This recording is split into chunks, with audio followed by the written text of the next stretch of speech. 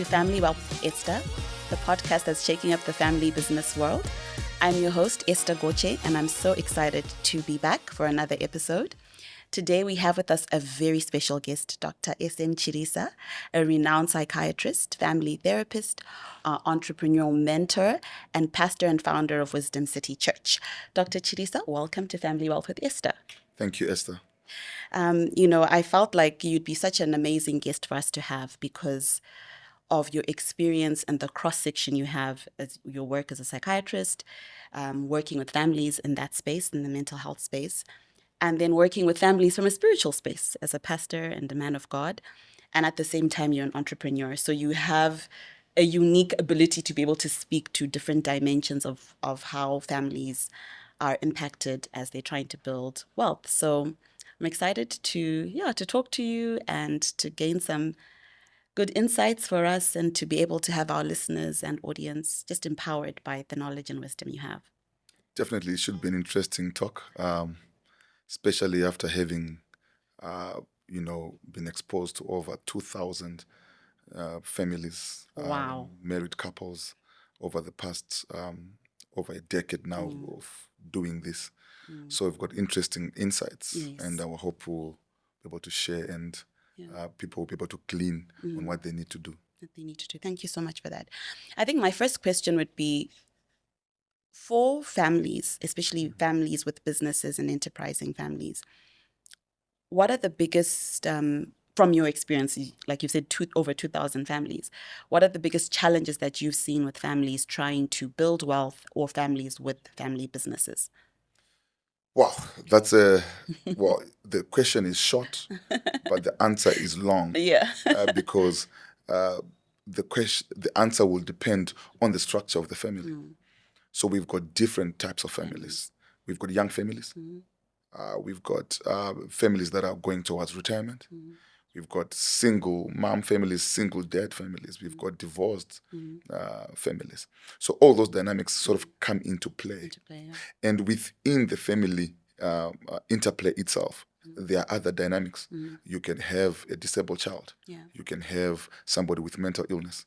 You can have somebody who is in addiction. And then within the size of the family itself will also determine how you're going to structure your wealth building. And you're also going to see whether are you going to build your wealth in the country. You're going to build your wealth outside the country.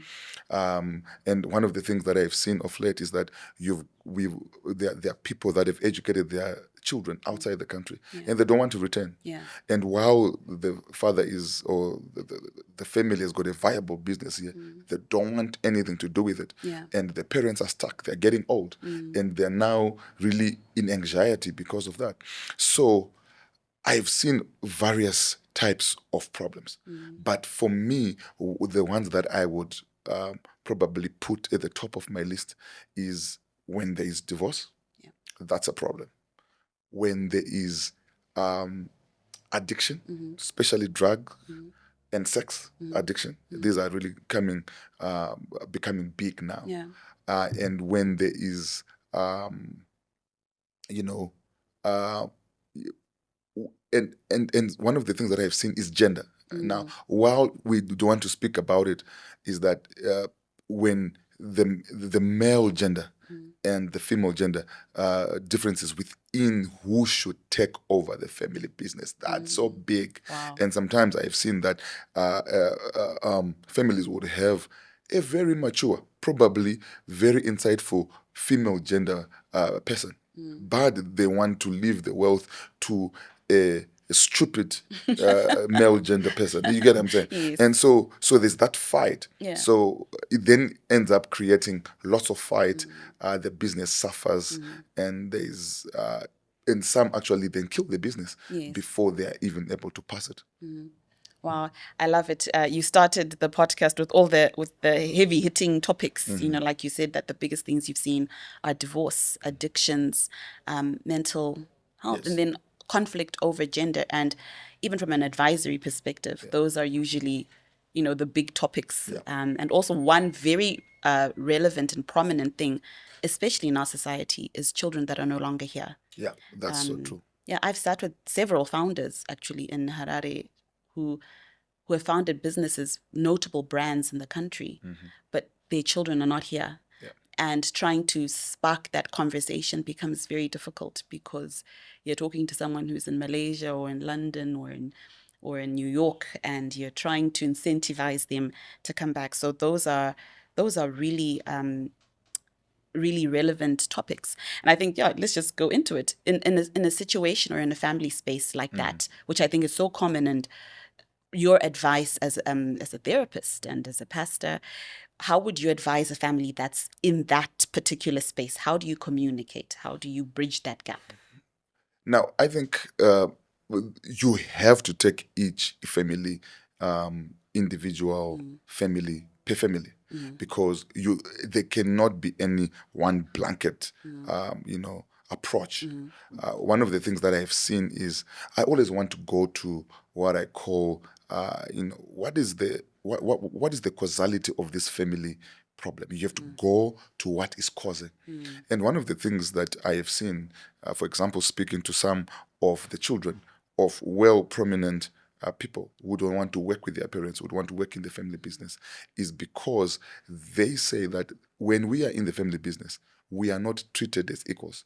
We are treated, our parents are still seeing us as little children. They are telling us what to do. We now know what to do. We now know new methods. They are stuck in their archaic way of doing things, know it all. So there is a personality clash, and because of that personality clash, and unfortunately in the Black community, if I may put it like that, is that when we were growing up, or when the children were growing up, they were never mentored into the business.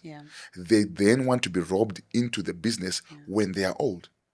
And yet they have not developed the entrepreneurial skills, they have not developed the discipline, they have not developed the humility that is needed to run and to start a business. Now, the parents are expecting that their kids, because they were running the business or they were born, but I always say that entrepreneurship is not sexually transmitted. You don't pass it by DNA. It's a skill that you have to learn. So the kids don't have the skills to manage what the father has built. In fact, one of the biggest things is that there will be other people who are not relatives, or if they are relatives, they're distant relatives, who actually know how to run the business more than the kids. And that drift of ideologies, that drift of who is who, causes serious problems. And because of the level of conflict that is there, people then just end up, I'm giving this up. I'm gonna do my own life. I'm gonna do it my own way and just leave the family business. And then the parents are stuck. And this person is also stuck because I've seen them. Some of them, they are not in very good spaces financially, or they'll be even outside the country. But if they were managing these businesses at home well, they'll be probably living better. But because of the level of conflict and for their own peace of mind, they decide to leave everything and say, I would rather be an average person than to be a rich person with mental health or with no peace of mind. So peace of mind becomes very pricey. And, I think that's such, this is why you're our guest, because so many people actually avoid their families. Yes. Right? Some people actually avoid coming home at Christmas. People avoid coming to the gatherings unless it's very necessary, because that family space is fraught with emotions, right? The issues you have with your father or your sister or your brother, and so on and so forth. And worse off when there's now money involved. Someone just tells themselves that, look, I would really much rather escape and not be a part of the business. And so to me, that actually means that as families, we need to start focusing on building healthy families. That's true. Right. That's true. Just what I'm taking from your answers, that we actually need to focus not just on wealth, but on building healthy, wealthy families. I would actually say that the foundation of family wealth or generational wealth is a good family foundation, because without that, you can't have it generational. It's going to be just one generation. Because how do you pass it to the next generation that are fighting, with that such infighting? And I have seen where parents favor somebody, or where favor, or there is perceived favor. And one of the things that we have seen, especially in the African context, is that the parents that are now rich, they went through a transition. There was a transition when they were not, they were poor, average, and now rich. And based on where a child came into existence in this family, the way they are handled is different. Their exposure level is different. What they were given, how they were pampered is given. Obviously, the parents will be trying to live the best according they can afford.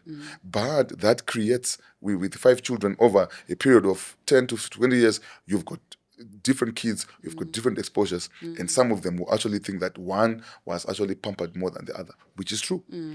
But so those kids or those children are actually different in their thought process, in their decision, in their value systems, yet they belong to one family. And now you then want them to take the business on.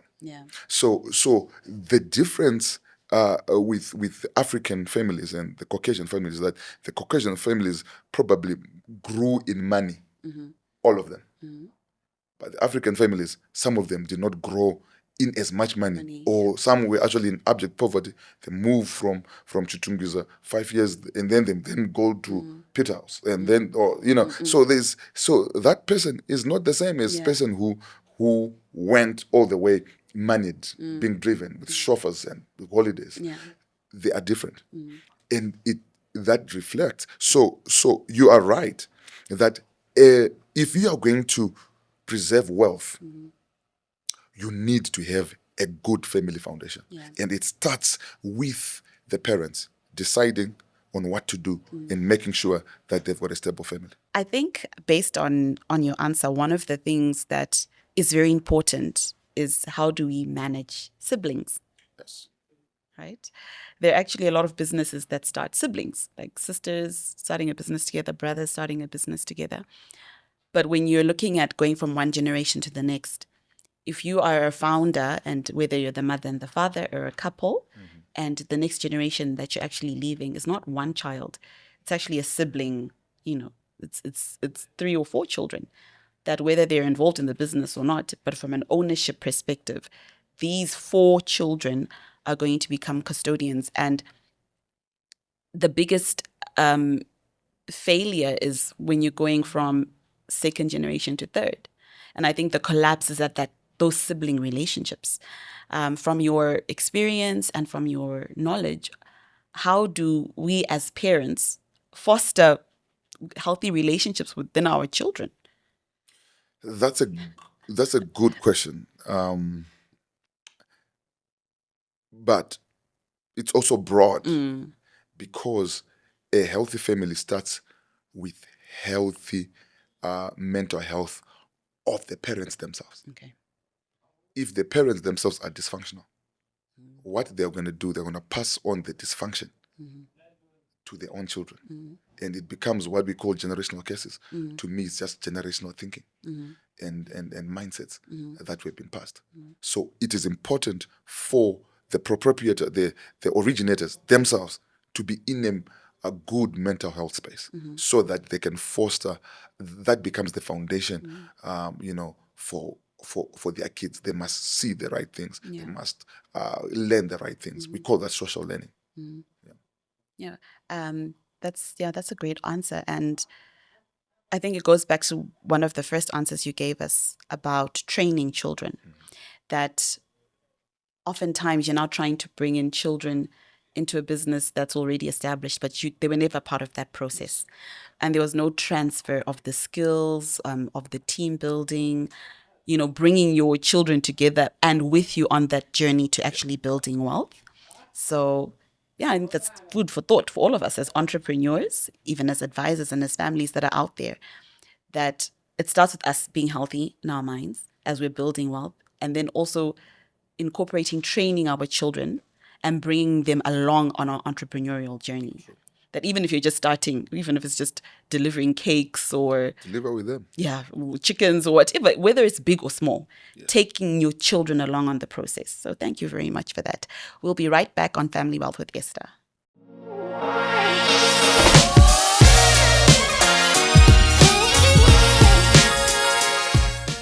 And we're back. And in this particular segment of the podcast, we want to discuss conflict, right? Conflict is big in family businesses and in families in general. Many of us, as Dr. Chirisa alluded earlier, many people actually running away from working in family businesses because they're avoiding the conflict that's there. So, Doc, in your experience and over all the years, what are the common sources of conflict that you see in families? So, one of the things that we have seen that can cause conflicts and create a toxic environment is age gap. We have seen some families where there is 15 years gap, 20 years gap between siblings. The older ones will put a claim to to the family business more than the younger ones. We also see the issue of children from different mothers. That's a big one. Whether it's polygamy or whether it's small house or whether it's, but kids are there. And those kids will also put a claim to that. So we've seen kids from different mothers or from different families, whether it's from the wife or from, once you build a business together, the kids, all of them will put a claim, on each side, and we have seen that causing real problems because what I've seen, for example, that if, let's say, a man has got his head first wife and second wife, the sitting wife would want to make sure that her kids get the lion's share. And it will not go well with the other ones. And already those are shots fired, and it will be a fight. And one of the things that we've also seen is not only within this small family unit, but they're interested parties. Your tetes, your aunts, your young brothers, and your young brothers, they also are claiming. Because most of the times when Africans start businesses, we involve family. And those family, even though they were working and were paid, at some point they'll start to claim some level of ownership and some percentage of ownership. And they will not take it lightly when everything just is then given and goes to the kids at their expense. So you've got these interested parties that are also fighting their wars. So I think the main cause of conflict is, number one, a dysfunctional family, which is in money. And it will just pass that dysfunction. Number two, the cause of the conflict is lack of proper planning. We are so busy just building, but we don't have operating procedures. We don't know who is who in the zoo. Everybody can come in and do this as long as as you are making money. And that lack of structure from the very beginning will cause problems. So I think for me, moving forward, the lack of structure from the very beginning, it's better to build something small with structure and let it grow with structure so that whoever is coming in will see this structure already there, rather than try to establish a structure when the thing is now a monster. It's going to be so difficult. And all these other people will start to fight. So you will see that in families, there are intra-fights, there are sectarism, there are people that are supporting each other, and people are getting supporters from relatives or from friends, and so that they can position themselves to be the head. And it's all because the founders did not structure their business well. I always say a statement that I heard from one of my fathers, that things don't end bad, they start bad. So just because and then we want to correct things at the top, Yet the foundations themselves of this business, it was already designed not to pass, and it was designed to cause family problems. Wow, that's I've got so many takeaways from your answer. I think one of the key things is transparency. Yeah. Like you're saying that we now marriages and families have changed and evolved so much, and whether it's a polygamous setup or whether it's divorced people coming together and you're blending families, that in itself creates conflict. Yeah, right? I can give you a case in point. This is a blended family. Each one comes with their own kids. Then they are now the new set of kids. So you've got 3 sets of kids. Yeah. And so people will be saying, so this business that we are working for, this one will be saying, I want them to be for my kids. Or how can I keep the other men's kids? And And already there is conflict. Yeah. While they got together for love, Yes. but the way they are managing their finances and their way they are planning for their kids. Each one not wanting their money to be eaten by their kids who's not their blood, and da da da da da da da da. So you've got the man fighting for his own kids, the wife fighting for her own kids, and that alienation that is right there creates a problem. And that always tells me that sometimes these things cannot be solved. They cannot solve them by themselves. That's where they need a third party to come in with a voice of reason. Yes. I love that. And I think it goes back again to that transparency. And I think if you're a family or any family that's actually serious about building wealth and being able to pass on assets or businesses to the next generation, we now have to shift our paradigm with regards to the tough conversations we have. Oh, yes. I think generally families, we avoid talking. We avoid having difficult conversations. We avoid the transparency. Yes. Yeah. In fact, this is so true. I always say that before you get married, there are conversations that you need to have. Yeah. More so if you have been divorced, been married, and there are kids.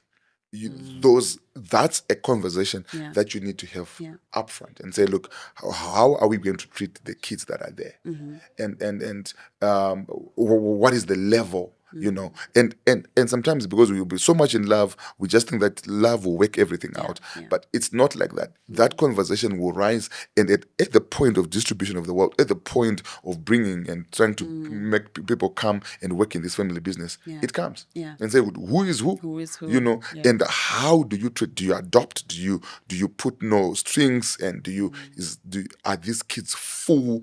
Are these kids at the same level in terms of opportunities within that family business? And I think those are conversations we don't, and we wait to do them at our deathbed, and it's too late. And it's too late. And the people are already fighting, and that's why the businesses then don't. At some point, I had to advise and say, listen, there's no business. Sell the business and give each person their own money and let them find their way. Because there was no way you could safeguard this business or you could safeguard this family. The only way was to just sell the business and everybody gets their piece and they go their way. Because sometimes trying to cement these people together, it's impossible. It's impossible. However, that's our job. We try to solve those friction points, but it's because the important conversations were not made when it was still a lizard. We want to make those harsh conversations when we are now dealing with with a huge animal. And so we are aging. Have those conversations. And you're so right. A lot of times, I think we mentioned it in one of the episodes that we did with another advisor. We're saying a lot of times when people get in touch, it's an inferno. Right. It's an estate wrangle. Right. You're already in dispute. You're already in an intense conflict, and you're now trying to get a third party in. And like you're saying, you're trying to get all these parties to see reason, but emotions are heightened, people are grieving, people have taken sides, there are camps. At that time, it's almost impossible to resolve. And you will find that the resolutions are just to keep peace, but not for the good of the business. Yeah.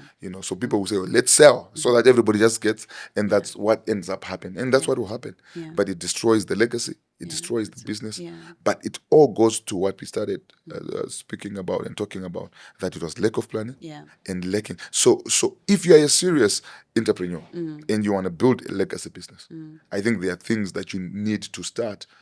If you have not started, I think it's important to get help. Yes. And I like the work that you're doing, and people should actually get in touch with you or any one of us, and actually start to say, look, where am I going? Instead of just running and you do not know the end game. I always like that you must always have the end game in mind. Yes. But some of us, I think it's because we didn't have any end game, and we found ourselves, in this position, and we didn't anticipate it, and so there's so much lack of planning, and I think we need to change the narrative. Yeah, I think you've touched on a very big point. A lot of people build businesses. I've sat with a lot of founders who sort of say they found themselves with a big business. It grew, and they didn't expect that it would grow. And then they didn't expect that they would need to then discuss succession planning and all of that. And the wisdom that should be there even for young families or young entrepreneurs is planning. Where are you going? What do you want to build? What is the vision, right? What is the end game? Yes. Because when we don't know where we're going, you can't map. You can't map the way there, right? Nobody gets into a car and just says, let me just drive. How do you know how much fuel, if the fuel you have in your car is enough to get you to your destination? You don't have a destination, so anyway becomes the destination. Exactly. So if you know you're going to Vic Falls, you know you're going to need at least 2 full tanks or something to drive all the way there. And I think that same principle needs to apply to us as we're building generational wealth and building our families, the vision for the family itself. And not just from a money perspective, but what kind of family you want to build, the kind of relationships you want to see your children have, the kind of relationship we want to have even as couples, right? And then you're now creating that as a framework to say, if we're putting wealth into this, we can actually transition and pass on the wealth. So thank you very much for that. I think you said something, you said there's certain things that entrepreneurs need to do. Maybe you can just give us a few tips or a few guidelines that you believe, based on this conversation, what entrepreneurs need to do if they're serious on building generational wealth. I think one of the things that have lagged within our society is life planning or life coaching. Because, like I said, people find themselves rich and they do not know how they got there. But there's a world where you can design your life that you want. And this is where I sort of like come in, and this is the philosophy that I push, that even when you are broke, or even when you are rich, you have to have time where you sit down and then you look at all the aspects of life, your social life, your financial life, your spiritual life, your physical health. Because there's some people that they've got so much money, but they lose their health, So when you look at that, like the wheel of life kind of like thinking or methodology, where you become a balanced person. Yes, we know that there are aspects of your life or times in your life where you're going to be out of balance because you're pushing a certain agenda. But at some point, you're going to have to look at your life holistically and say, and then decide what kind of life that you want in all these aspects. Once you've got that clearly, you then put in the time and you put in the work to create an environment, to create the action plans, the goals, and then you push them. Like for me, one of the things that I said I want to spend time with my family. I want to spend time with my kids, and because when I was growing up, our parents didn't spend time with us. Do you get what I'm saying? They were absent. We never went on holiday. So it's something that I aspired to have. And then I realized that, you know what, your kids are a temporary assignment. After 25 years, they leave their home. You're not going to see them. You're going to see them. If you look at the number of days, I did a calculation at the number of times that I'm seeing my mom now. My mom lives in the States, and I see her for 2 weeks every year.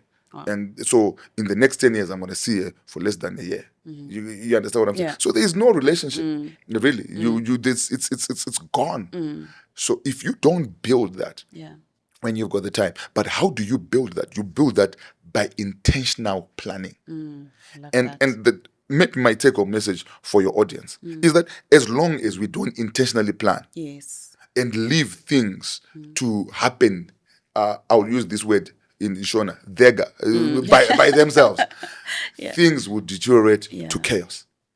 If you don't control your narrative, things will end up chaotic. Things weeds grow in gardens that are unattended. You're not going to see rows of roses planted by themselves or by chaos, and everything is. You're not going to see an orchard without intention. You're not going to see something moving well organized. You're not going to have the family that you want if you're not organized. And the earlier we organize, the better. If we are not yet organized, it's time to think about it and regroup, because maybe you are just building all this wealth to destroy your own family. Wow, thank you so much for that. So many powerful insights, and we'll be right back. Our last segment, we're going to be talking about something very interesting, marriage, right? The power of marriage and how our marriages and relationships help us to build wealth.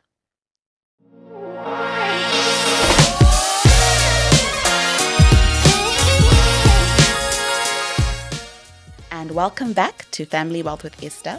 Thank you so much for listening in. We hope that you're enjoying the conversation.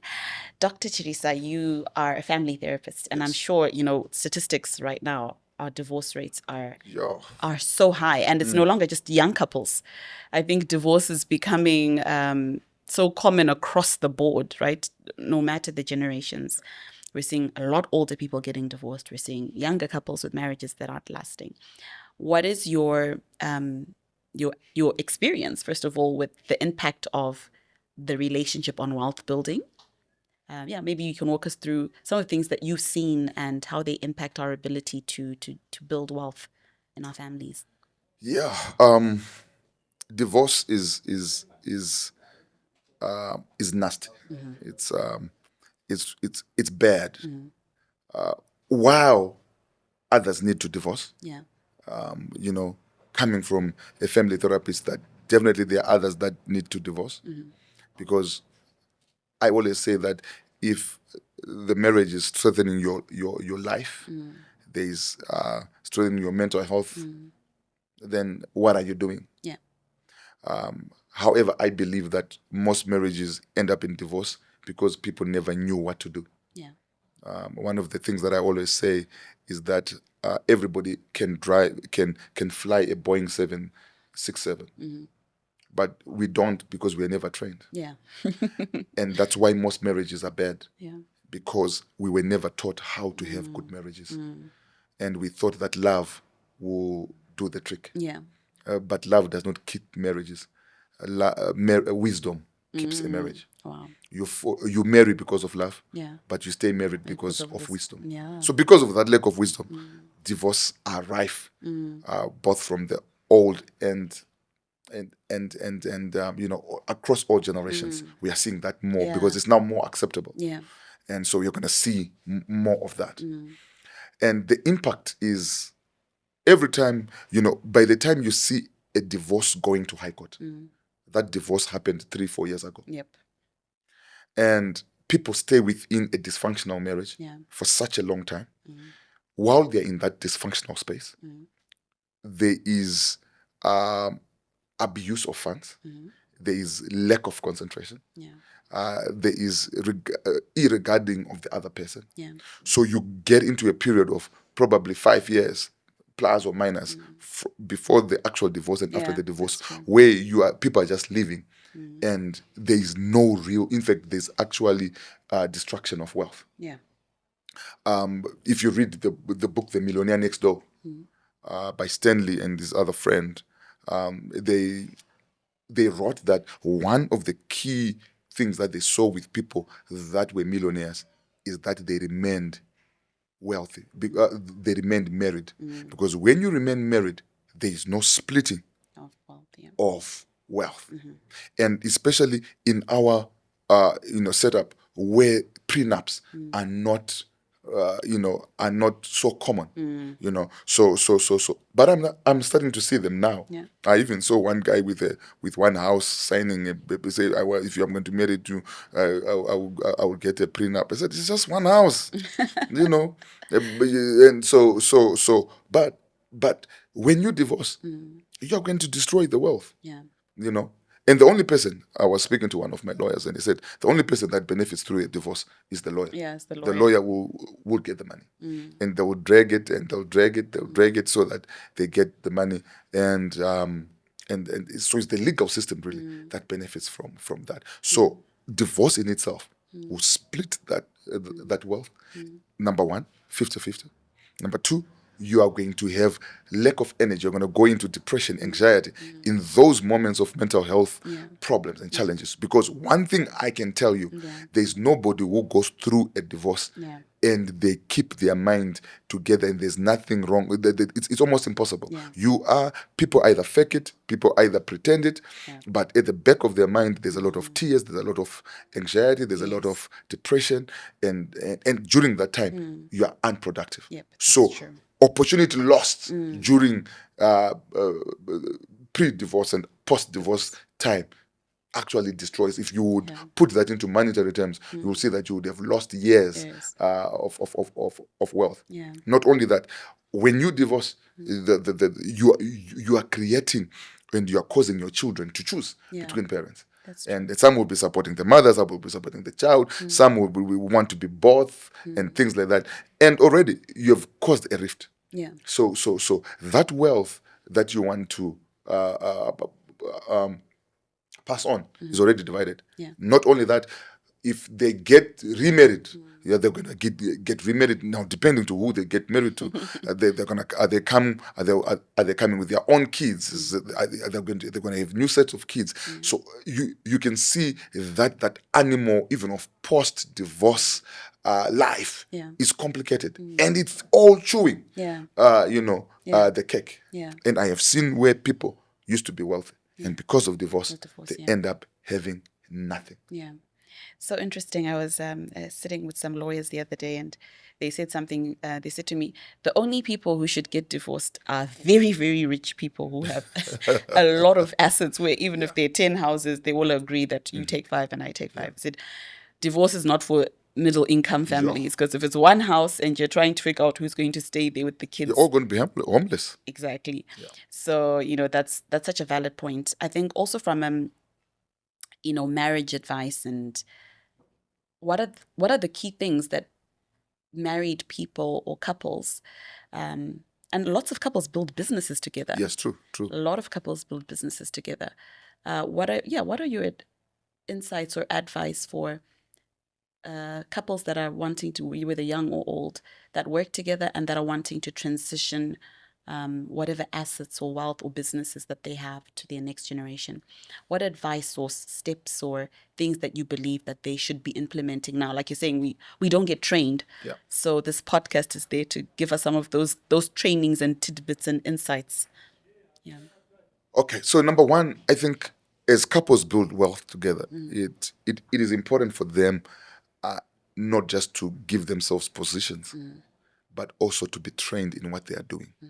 I think it's important to have that academic or skills training. You don't need a degree, don't need a master's necessarily, but you need to have the adequate skills for your partner to be running the position that they are running, so that they're able to make decisions for the business. That's number one. Number two, this couple needs to decide, needs to have a couples meeting and decide how they're going to use their money. I call them their money philosophy. Yeah. And remember that each individual have got their money personality. Yeah. Some are spenders, some are users, some are, Savers. so savers and all that. And that in itself, if it's not managed, can actually create friction within and everybody. I've seen a business where a couple runs a business and everybody's taking money, doing whatever they want. Yeah. And at the end of the day, they don't have money for or to pay ops for operations, salaries and rents, and they would have bought a new Land Cruiser and things like that. They have got the money if they sat down and understood. And I think one of the things that we need to start to learn is that we need to live per budget. There must be a couple's budget and say, how much do we earn? And of that budget, how much is your free flow spending? So such that the one that is a spender, there's nothing wrong with being a spender as a money personality, as long as it is within the budget. There's nothing wrong being thrift and a saver, as long as you are doing that within a budget. So families should sit down, have a family budget, have her budget, have his budget, have the family budget, and start to put things that will safeguard them for the future and make sure that they've got resources. But unfortunately, what I have seen is that people think that the money that they get, or they don't have accounting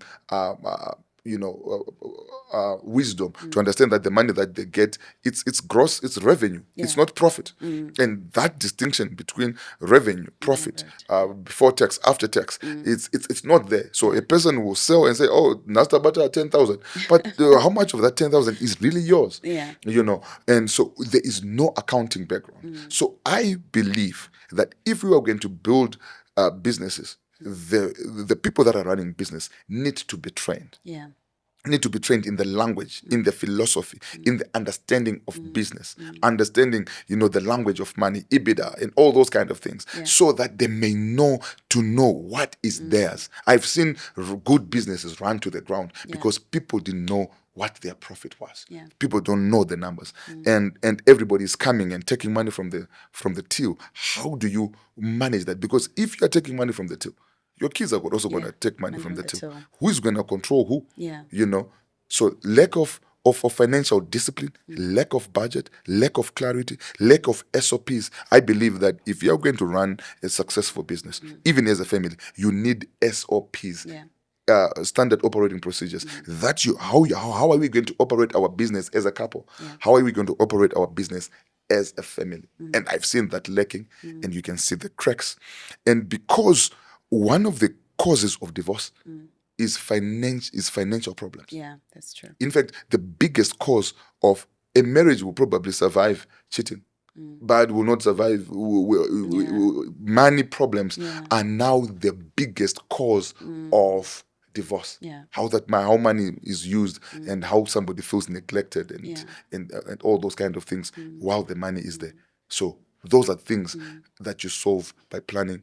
And sometimes it's difficult for you to agree. That's why the third party person then comes in. That's why a person like you, the person like me as a family therapist, comes and says, okay, can we bring some sense into this nonsense? Yes. I like that. Just my takeaways from your answer is communication, number one, and systems. Systems thinking is so important. It's something that we, even from an advisory perspective, we want to encourage families to develop systems, right? Because the family in itself is a system. The business in itself is a system. And you're marrying two systems together, and you want the impact of this system to be positive, either way, the impact of the business on the family and the impact of the family on the business. So systems and structures, procedures, how things are done, how decisions are made. Right? How investments are made. What is our criteria? How do we do things? What do we value? And the communication. They have to sit down and sit as a couple, like you're saying, agree. What is our money philosophy? And the root or the foundation of that is actually an ability to communicate. And it goes back to, what we discussed earlier, that many a times we actually avoid all the conversations. We avoid communication. So much avoidance. I think you nailed it right there in your communication. We don't communicate. Yeah. Everybody is suspicious, the use of money, and it then leads to what I call financial infidelity. Yes. And that financial infidelity is just as bad as sexual infidelity, because the hallmark of infidelity is that there's loss of trust. Yeah. I can't trust you. I don't know what you're thinking. I don't know what you're doing. I don't know where the money is going. And if there's no trust, Yeah. that actually puts the marriage on the rocks. Yeah. And financial infidelity is so key. Yeah. Is so key. So there's need of communication, and I say there's no over communication in any marriage. Yeah.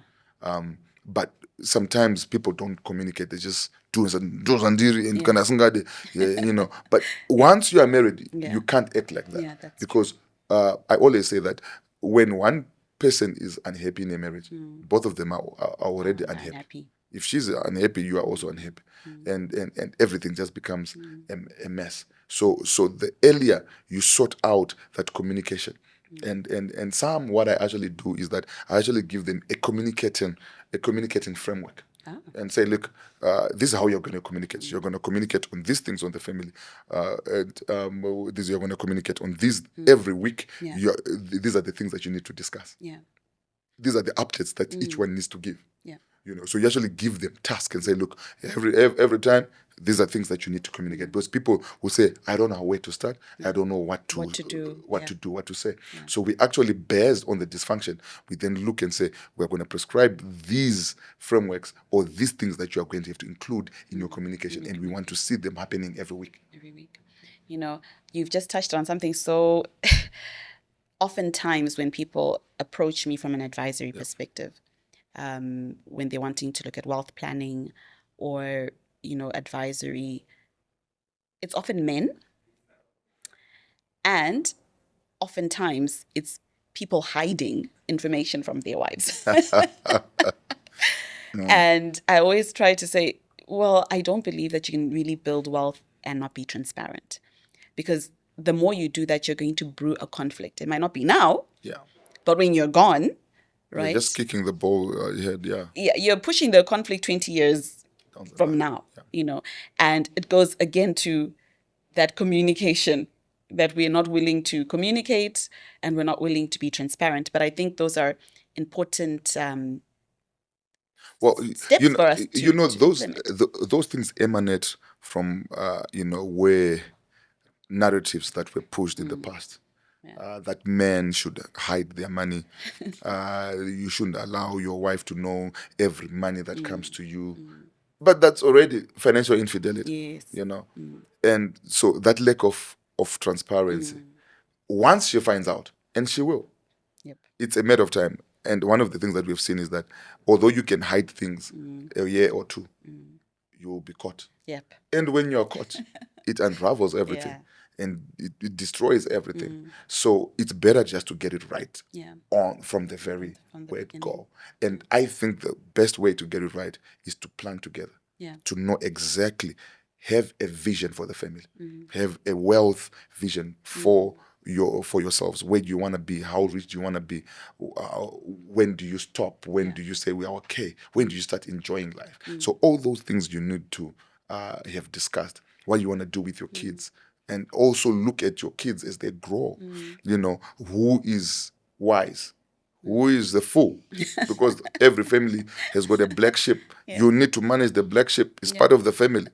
But you need to have a strategy to manage them. And how are you going to arrange that? So I always say that every financial thing that needs to be done, there is always a financial wisdom for it. There is no situation that cannot be solved. But the problem is that the solution might not be the one that you guys want.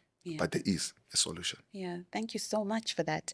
And, just as we're wrapping up, I've got so many key takeaways from this discussion. I think number one is intentional planning.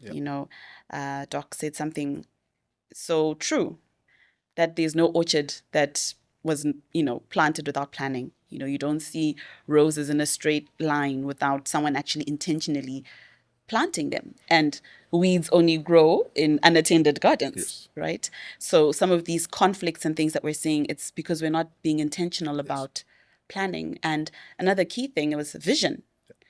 being able to communicate where we want to go as individuals and as families. Where do we see ourselves, including philanthropy? Yeah. What kind of people are we? What are our capitals? What are our values? Sevanu, isusu, Yes. where are we going? And it's not just on the money aspect, but everything, the kind of family you want to see yourself building, and communication. Yes. Right? We need to start having hard conversations. True. No matter how hard, and if we finding them too hard, like Dr. Chirisa said, this is where third-party intervention is so important. Yeah. That you might think your wife or your husband is too complicated. This is where we engage people like Dr. Chirisa who can help us, right? Or even advisors like myself, that you sit down with someone who can mediate, someone who is neutral.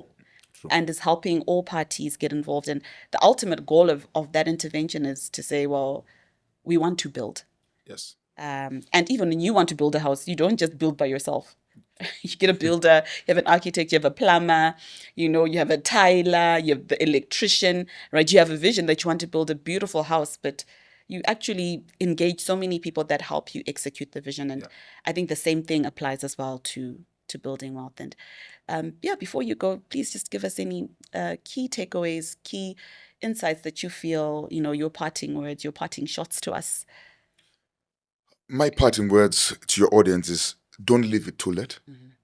If you haven't started planning for your future, do it now. Mm-hmm.